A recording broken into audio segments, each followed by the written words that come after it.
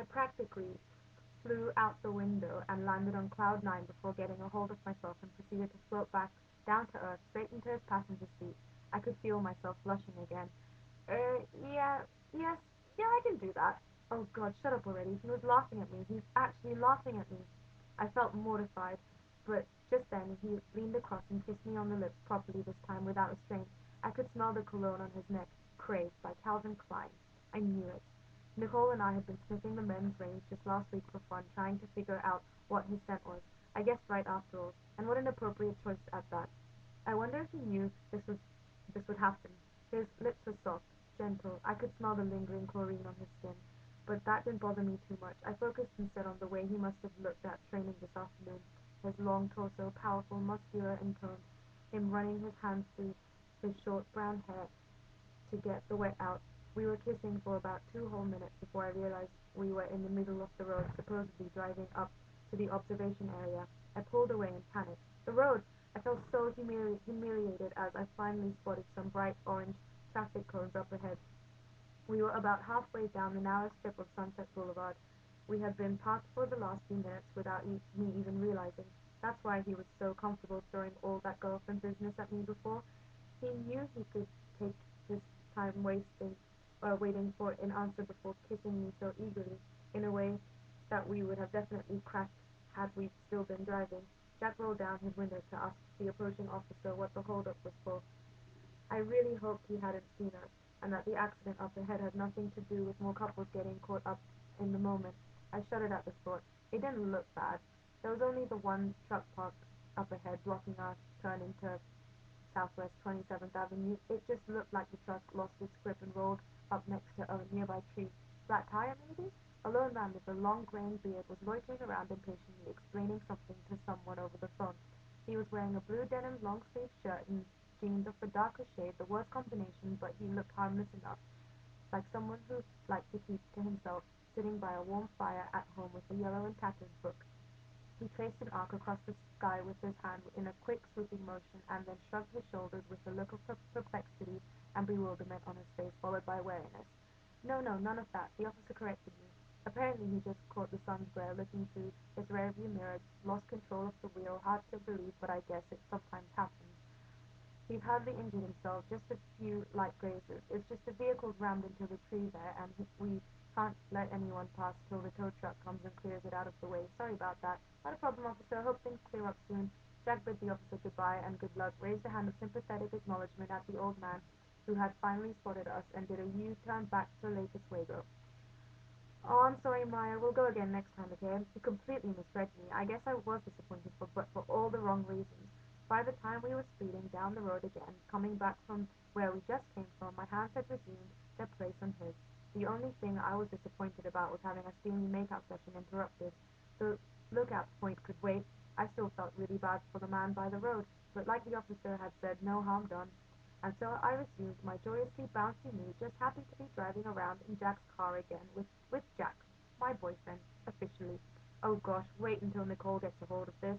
I made sure to remember as much detail as possible so I could answer all her relentless questions later. Jack and I settled on having some froyos from the All-American frozen yogurt shop on South State Street. We parked the car and walked along the bank, stopping by to read some quotes of Stafford Stones. The Stafford Stones are a ring of face-off columns in Foothills Park, like a mini Stonehenge, commemorating our very own late poet, William Stafford. We stopped for a few minutes to trace our fingers over the quotations engraved on the rock's icy smooth surface. Near the top of one I couldn't quite reach, Jack read out, Oregon is insanely green. It is a thin light left from over from Eden. I liked it, Eden. It was perfect summation of where we lived. This one, though, was more at my level, and I quietly whispered it under my breath, scrutinizing it. Even the upper end of the river believes in the ocean. Huh, profound. I liked it.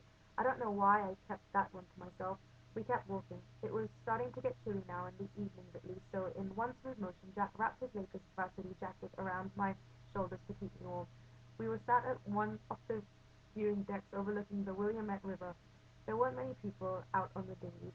It was getting a bit dark out, but there were a few couples having their own romantic moments, a mixture of Chinese lanterns and fairy lights creating a soft rainbow effect in the air.